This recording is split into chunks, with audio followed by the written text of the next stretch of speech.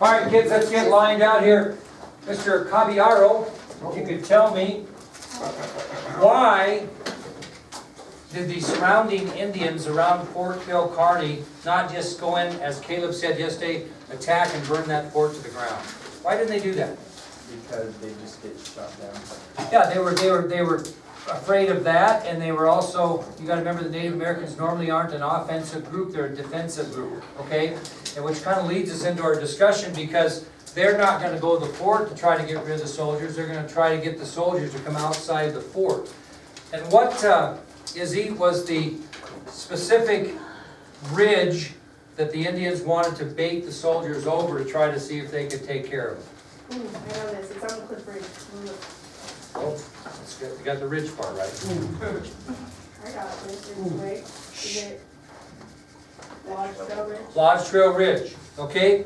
Now, on December 21st, 1866, the soldiers finally would be baited over Lodge Trail Ridge, and the result of that will become known in Western U.S. history as the Fetterman Massacre. So that's what we're going to go to today. So we're going to talk about the Fetterman Massacre.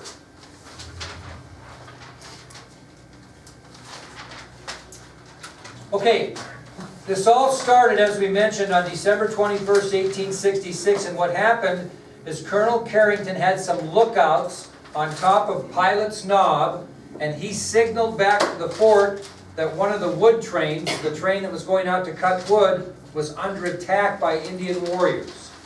So on December 21st, 1966, Colonel Carrington had placed lookouts on top of Pilot's Knob to keep track of the action around the fort, and these lookouts noticed that one of the wood trains that was out cutting wood in the forest area was under attack by Indian warriors. And so they signaled back to the fort that that wood train needed assistance.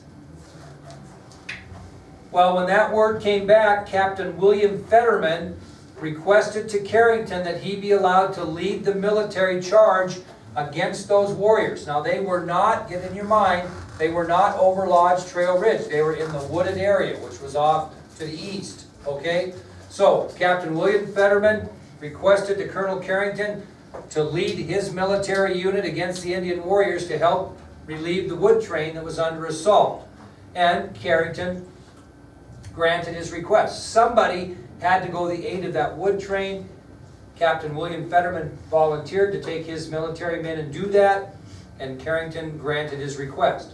So at that point, Fetterman's job is to go relieve the wood train of Indian assault. So he took 83 soldiers out of the gates of Fort Phil Kearny, 83 soldiers,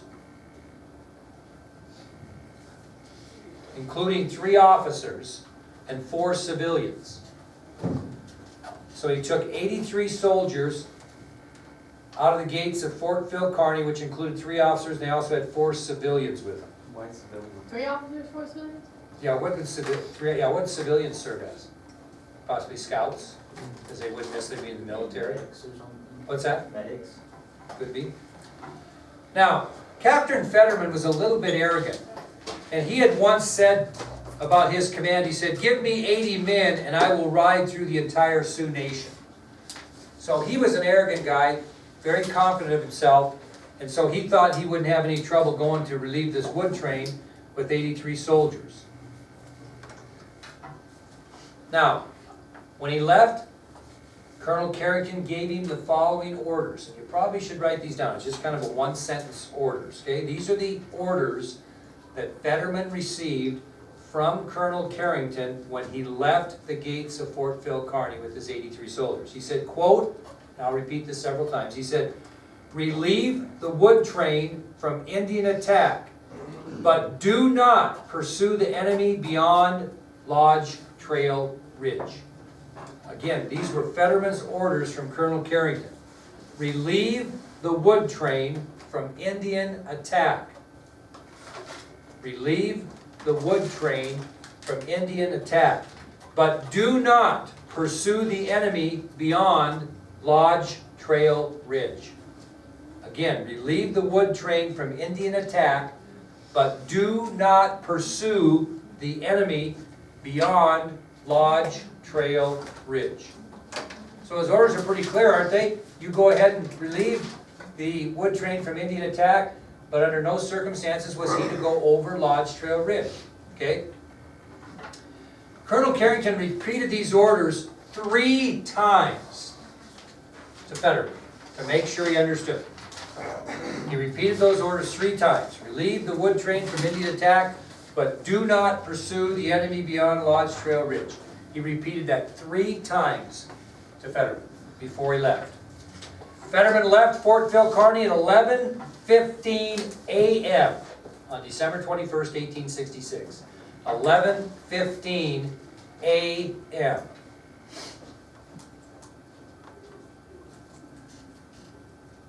Well, it took Fetterman and his command about 30 minutes to relieve the wood train.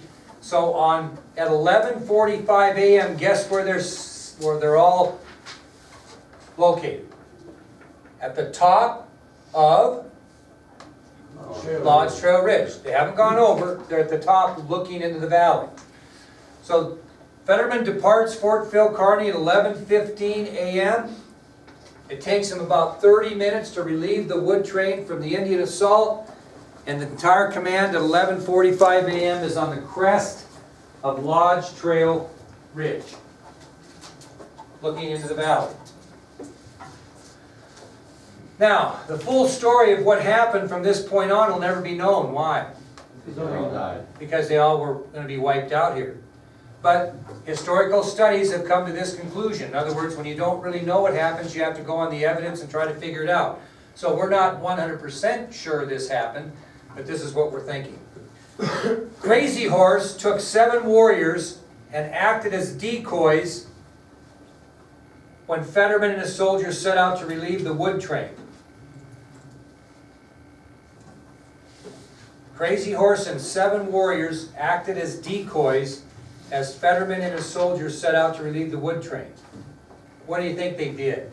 No, not yet. They basically were decoys. They were around the wood train, and as the soldiers went to the wood train, did they stay there and engage Fetterman in the wood train? No, they went over, kind of slowly over Lodge Trail Ridge and waited in the valley. Okay, kind of decoyed it. So he went to the crest of Lodge Trail Ridge to see where they had gone, is what he did after they were done relieving the wood train.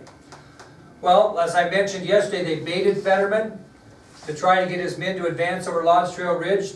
The bait included mooning the soldiers, which we talked about yesterday, various hand gestures, if you know what I mean, and cursed at, so they could understand. So the bait included mooning the soldiers, various hand gestures, and actually cursing at them as they stood on the crest of Lodge Trail Ridge, unwilling to come over.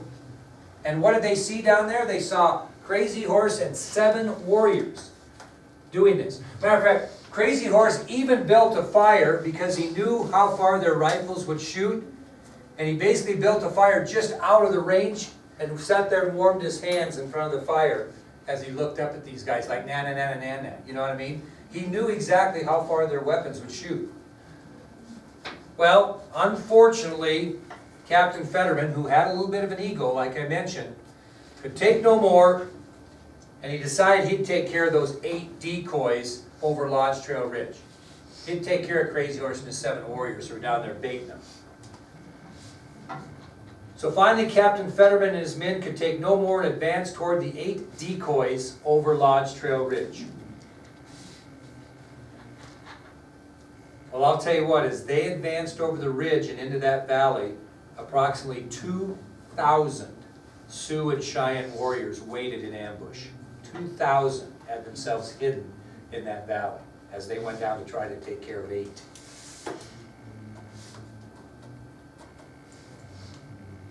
Well, once Fetterman and his 83 soldiers were in that valley, they were sitting ducks and they were attacked basically from all sides. Just incredible. What time were they atop of Lodge Trail Ridge? At 12 noon, soldiers that were guarding the gates of Fort Phil Kearny heard firing from beyond Lodge Trail Ridge. At 12 noon, soldiers that were guarding the gates of Fort Phil Kearny heard shooting and firing from where they thought was beyond the trail, the Lodge Trail Ridge, okay?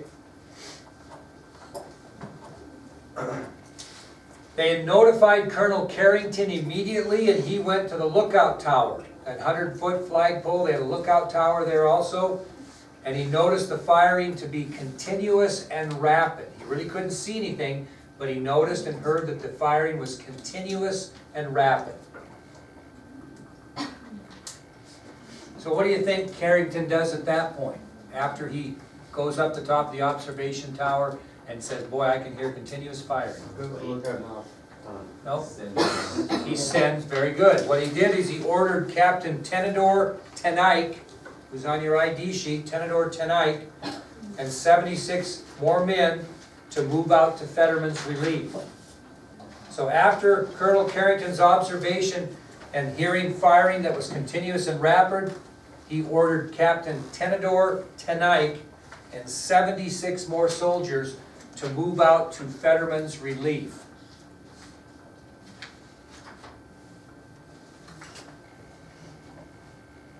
Wait, how many was it? So it's like 70, how many soldiers? 76 soldiers, yep. Well, Captain Tenaik and his men reached the crest of Lodge Trail Ridge at 12:45 p.m. They got to the crest of Lodge Trail Ridge and looked into the valley at 12:45 p.m.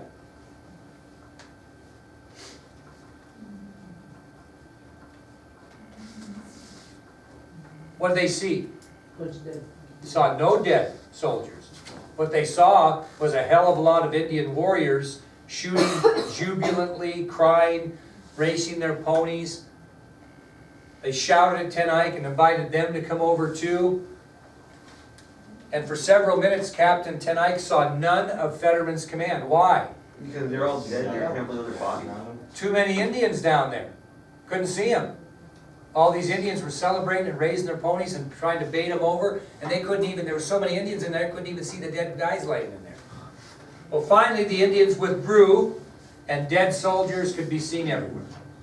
Okay? So the battle lasted less than how long? 45 minutes. And no survivors from Captain Fetterman's command. None. So the battle lasted 45 minutes. Now you think about that, kids. They couldn't see any dead soldiers because there were so many Native Americans in that valley, you couldn't even see them laying there dead. That's getting outnumbered. 2,000, over 2,000 to 83. Didn't take them long. The only thing they found alive from Fetterman's command was what? A dog. A dog. Yep. The only thing they found was a dog. Then the big decision was, what are they going to do with the dog? Now seriously, one warrior said, let the dog go back and tell the soldiers what will happen to them if they attack the Sioux. While other warriors thought that nothing should be left alive from the battle. Okay? So there was a difference of opinion on what to do with the lone survivor, the dog. Again, you don't have to write this down, but one warrior proclaimed, let the dog go back and tell the soldiers what will happen to them if they attack the Sioux. While others felt there should be no survivors, including the dog. Well, basically, what did Captain Tenaik do? Did he rush down the valley right away? No, he maintained that position on high ground until he knew the Indian forces were gone. He watched them depart, and then he cautiously advanced towards the battlefield. And dead men laying naked, mutilated. It was cold, it was December, their blood was frozen in their wounds. It was that cold. So he cautiously advanced with his 76 men toward the battlefield. He witnessed dead men laying naked, many mutilated. It was so cold their blood was frozen in their wounds.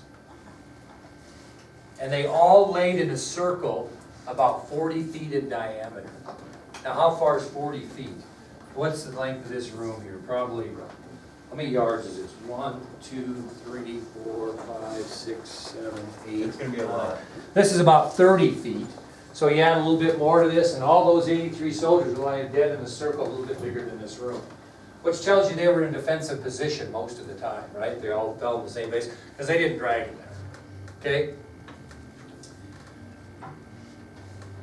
Well, Tenaik and his soldiers began loading the dead into his ammunition wagon, and they headed back to the fort, and they reached it about when darkness was falling. Took them that long to get them all lined out. So most of Fetterman's men lay in a circle about 40 feet in diameter. Captain Tenike and the soldiers began loading the dead into his ammunition wagon.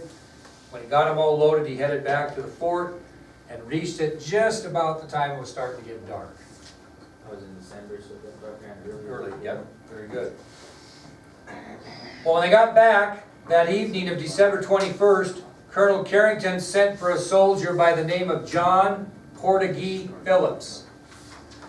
So when Tenike and his soldiers came back with the dead that evening, Colonel Carrington sent for a soldier, and his name was John Portugee Phillips. Carrington sent for a soldier.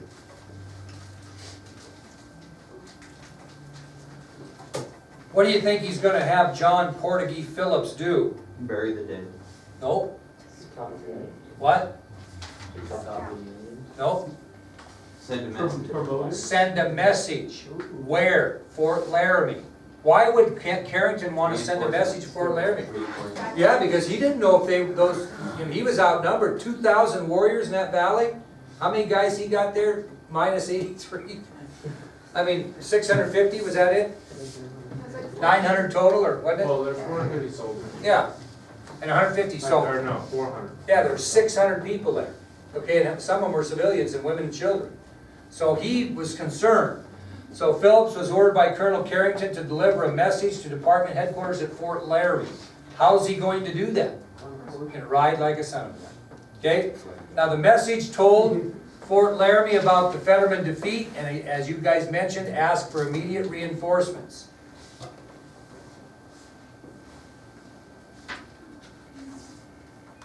It was 236 miles from Fort Phil Kearny to Fort Laramie. Keep that in mind.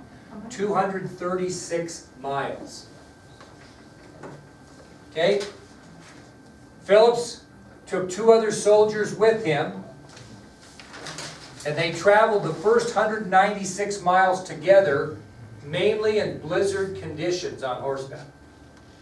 So John Portugee Phillips took 2 soldiers, other soldiers with him. The 3 traveled 196 miles together. Most of that travel was in blizzard conditions. He traveled the last 40 miles alone, and he delivered the message personally at Fort Laramie, arriving on December 26th. What happened to the other 2 days? They just stopped the first 196 and went back. He said he'd take the last 40 on his own. Okay? Why did he take 2? Because if something happened to him in the first 196 under blizzard conditions, he had some help. Evidently, he figured he could do it, right? So he went the last 40. But he got there December 26th, so it took him 5 days, 4 to 5 days to get there. Okay? Now, in Western U.S. history, what would the ride of Phillips from Fort Phil Kearny to Fort Laramie compare to? The famous ride of, say it, Paul Revere in the Revolutionary War. So it was very similar type ride in Western U.S. history as the significance of Paul Revere's ride in the American Revolution. What day did you ride? 26th. That's what's going on out there. Took a while back. I think they're watching The Hobbit. Going back to Fort Phil Kearny, we'll go the following morning. We're back to December 22nd now. Okay, back at Fort Phil Kearny, Colonel Carrington went himself, and he led a second party out to the battlefield to recover the remaining bodies because Tenike couldn't get them all before it got dark. So the next morning, Colonel Carrington himself led a military party out of Fort Phil Kearny back over Lodge Trail Ridge into the valley to pick up the rest of the dead bodies that Captain Tenike could not get the day before because of darkness. Where do you think they buried these? They actually put 2 in a box, 2 per coffin, so to speak, 2 per box. Where did they bury them? If you were living in Fort Phil Kearny, where do you think it'd be a nice place to bury the soldiers? You're gonna bury them inside the fort? No. No, where are you gonna bury them? Out of Knobs, look out. At the base of Pilot's Knob. They were all buried at the base of Pilot's Knob. They had to build fires to warm the ground before they could dig the graves. It was that cold. So they actually built fires along the ground to warm the ground so they could bury these soldiers. Now, What do you think the difference was between the officers and the soldiers as far as burial? The soldiers were buried 2 to a box, the officers were buried 1 to a box. Well, I mean, there's 83 soldiers, so one of them got his own box. Yeah. Well, they were actually, well, how many There was officers 3 did you take? officers. Plus Plus veterans, so 4. So But the soldier wasn't gonna go with an officer. that's right. So, Well, let's think about the darn math, let's think about our math, you got me confused. So how many total? 3 officers and then veteran, and then the 4 8 civilians, soldiers. there's 4 civilians. Oh yeah, there was 4 civilians. So- So would there be 2 civilians? No, on the I'm box? telling you, regardless, one soldier is by himself. No, because there's. He's right. Oh, Yeah, okay, he's yeah, right. okay, okay. Yeah. Well, Now- let's put 3 in a box. In 1890, we're kind of jumping way ahead, but just make a point here. In 1890, That's all. all the soldiers that were killed were exhumed from their graves at the base of Pilot Knob. And where were they reburied? In that In famous the battle. cemetery. In the Custer National Cemetery in Montana, where the Battle of the Little Bighorn. And we go on our field trip, I'll take you to the cemetery and you'll see all of Fetterman's men buried in 1 and 2 lines in the Custer Battlefield Cemetery. Pretty cool. Okay? All right, moving on. Now, were there Indians killed? Yes. Not, yeah, there were. You know how most of them were killed? Friendly fire. Okay, you've got all these soldiers in a 40-mile radius and you've got Native Americans firing from all sides. They actually shot across and killed themselves. So during this battle, listen up, during this battle, most of the Indians killed were a result of friendly fire. Indians were lined up on both sides of the ridge shooting at the soldiers, and as a result, Indians shot over the ridges, accidentally hitting each other, causing casualties. Historians have estimated that over 40,000 arrows were shot in the 45-minute period. That's what they estimate from the evidence. 40,000 arrows shot in 45 minutes. That's almost 1,000 arrows a minute. So do you think? Now, how are 83 guys how's that gonna work for you? Not well. You know, they probably, I'll bet you that battle was over in 10 minutes. But they probably just kept it going, so to speak, you know?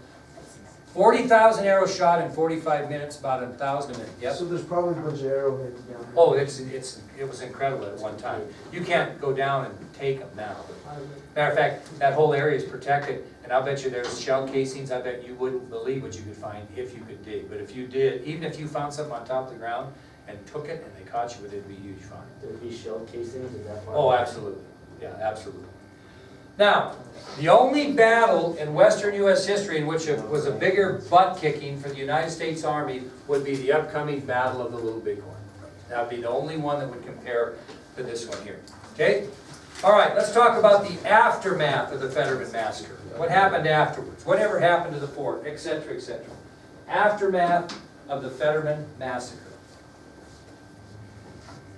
Now, let's use our common sense. After this massacre, what might you expect? Carrington expected it. No, he expected, that's why he sent John Porter Williams on that big flight. He expected those Indians to come and do what? As Caleb said, attack the fort and try to run it over, burn it down. They expected that. So, who are you going to want to protect if you're expecting that, first and foremost? Women and children. So what they did, now listen, this is incredible. All the women and children were ordered to go into the powder magazine that was in the center of the grounds. They had dug out a powder magazine to put all their gunpowder and ammunition, all that stuff to store it. And all the women and children were ordered to go in there and hide, basically, preparing themselves for attack. Okay? So, again, after the Fetterman Massacre, it was expected the Indians would attack the fort and try to run it over. Because of this, all women and children at the fort were ordered to go to the powder magazine area in the center of the grounds for protection. Now the plan was, if that fort was overrun and attacked, would it be a better death to blow yourself up in the powder magazine or let them get a hold of you? Blow yourself. Yeah, absolutely. So the plan was to blow up the powder magazine if the fort was attacked, and the feeling was it would be lost. Because they'd rather have the women and children die that way than be in the hands of hostile Indians. That'd be a tough job. Yeah. Now, the Indians didn't attack the fort, as expected. Again, they were not really an offensive-minded bunch, okay? By the time that we have the Battle of the Little Bighorn, they're going to change their philosophies because of something called the Campaign of 1876, but we'll get into that next. But at this point, they really weren't on the offensive. Well, in January of 1967, which was just a month later, less than a month later, who was relieved of his command at Fort Phil Kearny? Carrington. And they moved him to Fort Casper. Okay? So in January of 1867, Colonel Carrington was relieved of his command at Fort Phil Kearny, and he was stationed at Fort Casper.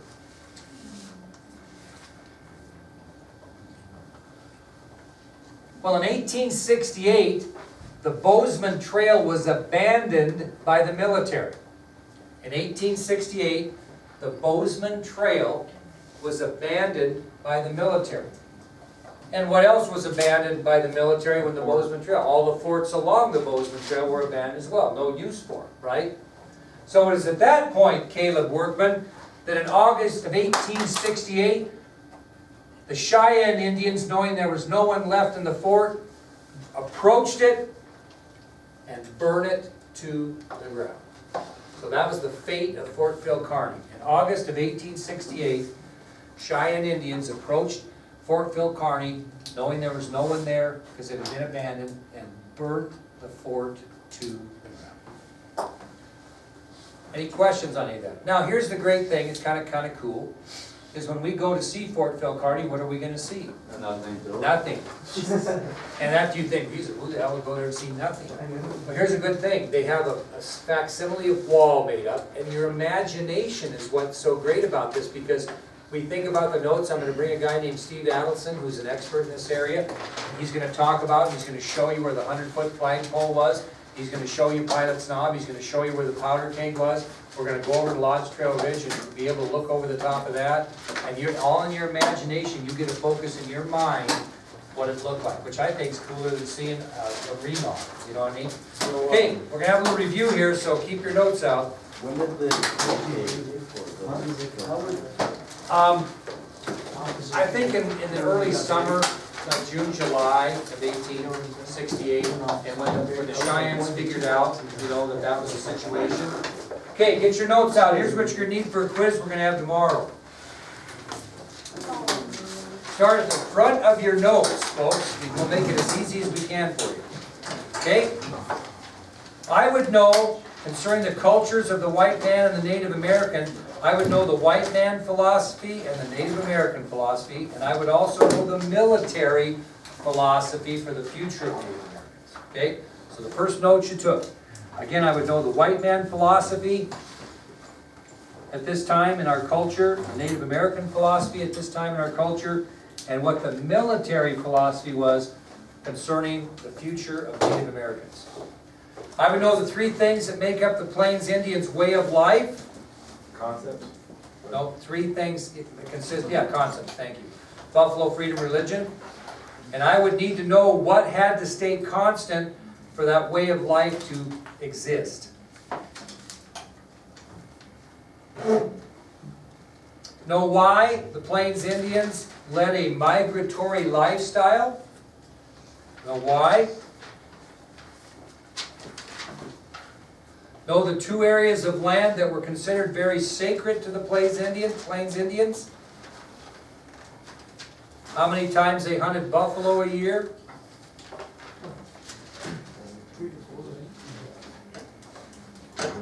As far as the Fort Laramie Treaty goes, I would know what the Sioux Indians received as a result of the treaty and what they had to provide to get that $50,000 a year.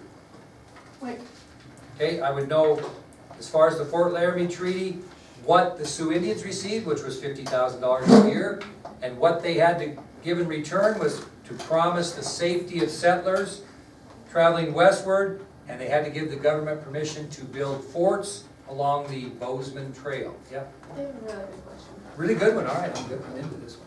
Were the Sioux Indians still present during the massacre? Oh, no, Maybe no. they at that time? 1866, no, this went from, remember we said that Oh, from, like 61 or something? yeah, no, they weren't getting paid, they had already made their point clear that after the Civil War. Oh, yeah, Yeah. okay. Good question, okay, all right. I would know the difference between, well, first of all, I would know the role of a Plains Indian male, that of a provider or hunter, and that of a protector or warrior. I would know the percentages of what time a Plains Indian male spent in each endeavor. And let's just use the terms hunter and warrior rather than provider and protector, might be easier, okay? Hunter and warrior, okay, and how much other time they spent being a hunter, 80%, a warrior, 20. But you wouldn't get in trouble if you said provider. So I'm just trying to make it a little easier. Use what you need to. Okay, know the training process of a Native American male, when they started, when they finished, that type of thing. I would know the difference, any differences in the bow, the arrows, Bow is the same, isn't it? yep, the bow and arrows of a hunter versus a warrior. The differences between the bow and the arrows. I would know the two ways a warrior could prove his worth. That would be stealing enemy horses and showing bravery in the face of the enemy. And what showing bravery in the face of the enemy was called, and how they kept track of it was called. There you go.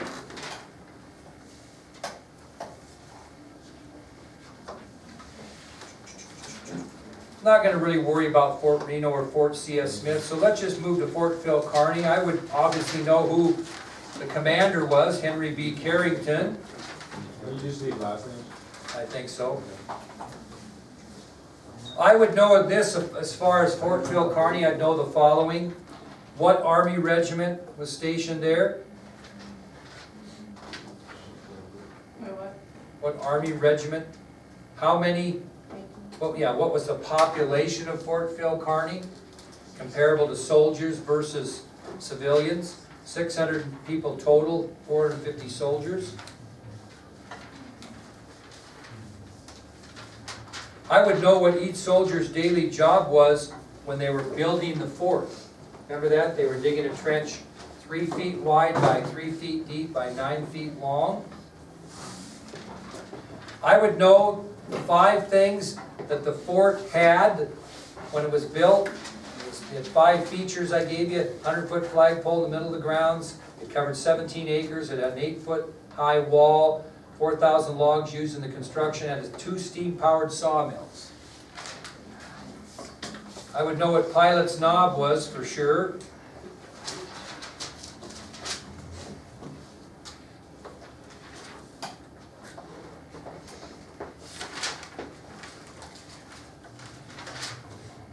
Obviously know what Lodge Trail Ridge was. And you probably need to know the story of what happened to William Fetterman. And you probably need to know the story of John Portugee Phillips. I know who Tenador Ten Eyck was as well.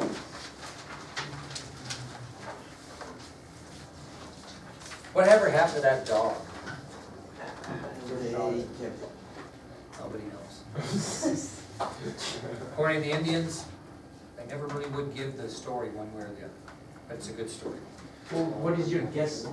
I'm guessing they probably killed him. I'm guessing it for. Okay? I would know the expectation by Colonel Carrington after the Fetterman Massacre, what actually happened, and what finally became of Fort Phil Kearny. In other words, they expected the Indians to attack, they did not. Finally, the Army abandoned the Bozeman Trail, and after the abandonment of the Bozeman Trail, Cheyenne Indians came in and burnt the fort to the ground. Okay, you guys should have no problem with this. We will meet out in the Commons tomorrow, okay, and we'll take this quiz and see how it goes. It's going to be worth about 75 to 80 points, probably. Anna, I got your stuff done, I forgot to bring it. And you have access to online grading. Okay, you can see what you did there. You don't